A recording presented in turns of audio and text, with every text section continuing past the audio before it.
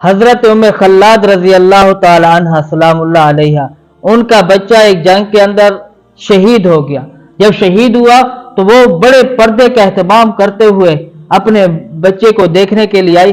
آگے صحابہ کرام رضی اللہ تعالی عنہ اجمعین کھڑے تھے، تو انہوں نے دیکھا اتنی مصیبت اور تکلیف کا عالم ہے، اور یہ عورت بڑے اہتمام کے ساتھ پردہ کر کے آئی ہے۔ تو ان صحابہ میں سے کسی نے پوچھا کہ آپ کو اتنی تکلیف پہنچی ہے اور آپ بڑا پردے کا اہتمام کر کے آئی اپنے بیٹوں کو دیکھنے کے لیے، تو کیا ہی خوبصورت جملہ ارشاد فرمایا، کہا کہ میں نے اپنا بچہ ہی راہ خدا کے اندر قربان کیا ہے نا، تو اس کا یہ مطلب تو نہیں ہے کہ میں اپنا حیا بھی ختم کر ڈالوں۔ تو یہ کیسے ہو سکتا ہے کہ آپ کو کوئی تکلیف نہ ہو، کوئی مصیبت نہ ہو، کوئی پریشانی نہ ہو، اور تم بے پردہ ہو کر ٹی وی چینلوں پر آؤ اور اس طرح کے گناہ پھیلاؤ؟ اللہ سے ڈرو۔ اللہ رب العزت قرآن پاک میں اس امت کی بہت بڑی شان بیان فرما رہے ہیں، اور اس امت کے بارے میں ارشاد فرمایا، کنتم خیر امت اخرجت للناس، تم بہترین امت ہو۔ اخرجت للناس، تمہیں لوگوں کے لیے نکالا گیا، کس لیے؟ تأمرون بالمعروف وتنہون عن المنکر، کہ نیکی کا حکم کرتے ہو اور برائی سے منع کرتے ہو۔ تو کتنی بڑی صفات اور کتنی بڑی عظمت اللہ رب العزت نے قرآن پاک کے اندر اپنے محبوب علیہ الصلوۃ والسلام کی اس امت کی بیان فرمائی ہے۔ مگر افسوس یہ ہے کہ جہاں اس امت کی فضیلت بیان کی گئی اور صفت خاص بیان کی گئی کہ نیکی کا حکم کرنا، آج اس امت نے اس کام کو چھوڑ دیا۔ الٹا یہ امت جو ہے لوگوں کو خود گناہوں پہ تیار کر رہی ہے، خود گناہوں کی دعوت دے رہی ہے۔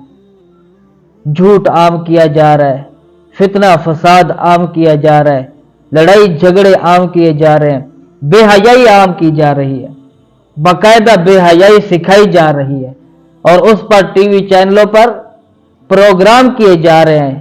میک اپ کمپٹیشن ہو گیا، اور اس طرح مارننگ شو کے نام سے، اور وہاں کیا سکھایا جاتا ہے؟ عورتیں بھی ہیں، وہاں مرد بھی ہیں، اور عورتوں کا میک اپ کیا جا رہا ہے۔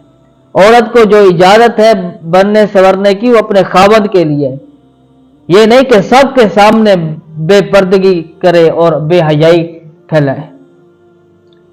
اگر ہم مسلمان جو ہے اس بے حیائی کو پھیلائیں گے، اور مسلمانوں میں بے حیائی انہی چیزوں کی وجہ سے تو پھیل رہی ہے۔ ہماری بہنیں اور بیٹی اگر دیکھے گھروں کے اندر ٹی ویوں پر کئی چینلوں پر اس طرح کے فحاشی پروگرام نشر کیے جاتے ہیں جہاں نامحرم مرد عورتوں کا میک اپ کر رہے ہیں،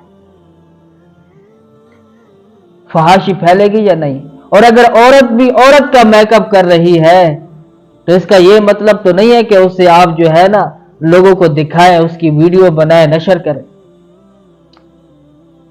یاد رہے کہ اگر ہم مسلمانوں کے اندر بے حیائی پھیلانے کا ارادہ رکھتے ہیں اور اس کا ہم ذریعہ بن رہے ہیں، تو اللہ رب العزت دنیا میں بھی عذاب دے گا اور آخرت میں بھی عذاب دے گا۔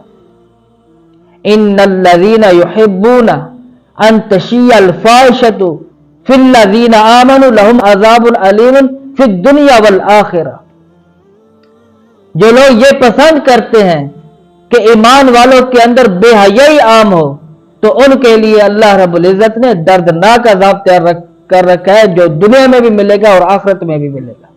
اور بہت سارے بے حیا قومیں وہ کیسے برباد ہوئی؟ اللہ نے ان کو زمین سے اٹھایا، آسمان پر لے گئے اور زمین پر دے مارا، اور عبرت کا نشان بنے۔ تو خدارا مسلمان بہنیں ایسے کاموں سے باز آ جائے کہ اللہ رب العزت کے سامنا کرنے کی کسی کے اندر جرت ہے؟ تو اللہ کے عذاب سے ڈرے۔ پہلے لوگ نیکیاں کر کر کے، اللہ کی عبادت کر کر کے، پھر بھی اللہ کے سامنے روتے اور گڑ گڑاتے اور اللہ سے ڈر ڈر کے زندگی گزارتے تھے۔ آج ہم گناہ کر کے اللہ سے نہیں ڈرتے اور جری ہو رہے۔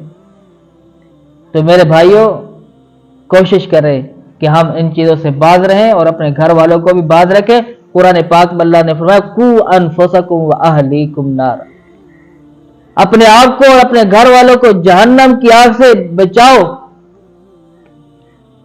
تو یہ آپ جو یہاں سے سن کے جا رہے ہیں، یہ آپ کی ذمہ داری ہے کہ ان کو سمجھایا جائے تاکہ وہ اس گناہ سے بچیں اور جہنم کی آگ سے بچیں۔